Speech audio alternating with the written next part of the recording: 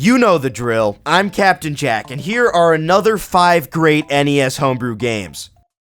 Bobl is a mesmerizing puzzle platformer with a dense enough atmosphere to rival games that came out on superior hardware like Echo the Dolphin or Blackthorn. The game stars you, a bubble, or a bobble.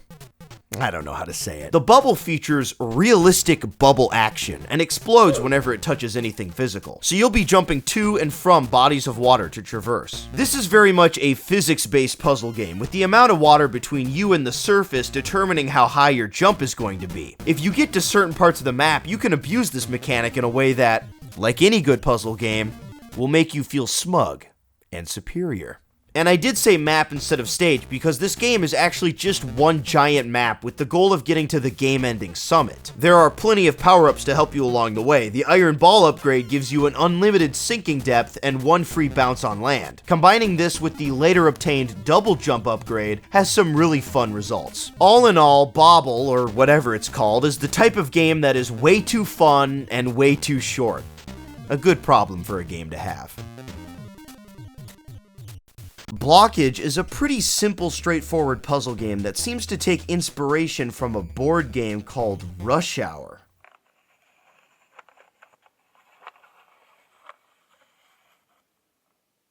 Yeah, I don't know who looked at this and went, alright, Mario, that's a running game. Zelda, that's an adventure game. My game? It's gonna be this. It's gonna be this right here. There we go. But I'm glad they did, because it actually grows on you quite a bit. The game revolves around you trying to get the red ball through the hole, but every red piece also follows your movements. And the game doesn't stop there, it's quick to expand on the concept. All of a sudden you're introduced to purple pieces that only move left or right, green pieces that only move up or down. Sometimes you even get a different colored ball. The purple one only moves left or right, and the green one, you guessed it, only moves up or down. How did you get that? You're so smart. It's definitely not the most ambitious homebrew on this list, but it doesn't really need to be. The concept is solid and the game is a great time.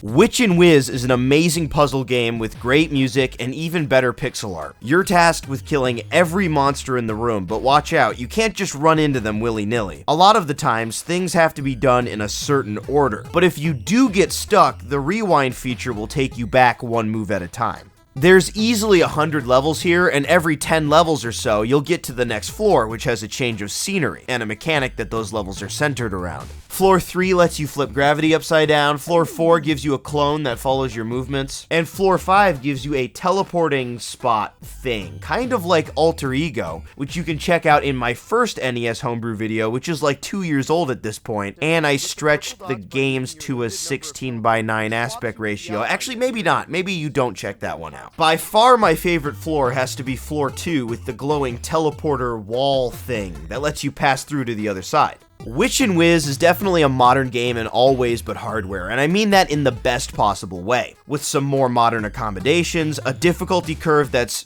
you know, actually fair, and the graphics have a certain modern, cuter polish to them. You can tell a lot of work was put into this game. Gruniozerca 3 follows in the footsteps of its predecessor by being an action puzzle game starring a hamster, but they're definitely on the opposite ends of that genre. The gameplay here is wildly different. The main focus here is to make sure every single block is destroyed before you get to the exit, but it's usually not as easy as hitting everything once. There are tiles that require multiple presses, chutes that can only be entered from a certain direction, later on treadmills, even explosives are added. Everything really forces you to think several moves ahead, because if you don't, well, you don't die, actually. He's sitting there. The presentation is top-notch here, from the strong art direction to the actually amazingly complex music. There's a second hamster you can activate if you die several times in a level, and he shows you the easiest way to clear the stage. This is actually pretty useful. Near the end, things get hairy, you know, like a hamster. Next one. Nebs and Debs is one of the best NES homebrew platformers I've seen so far. The game is built around this dashing mechanic that will have you making impossible jumps, smashing through rocks, even chaining dashes together in some crazy sequences. You might think the main character has crazy hair or something, but no, it's actually an octopus strapped to her head.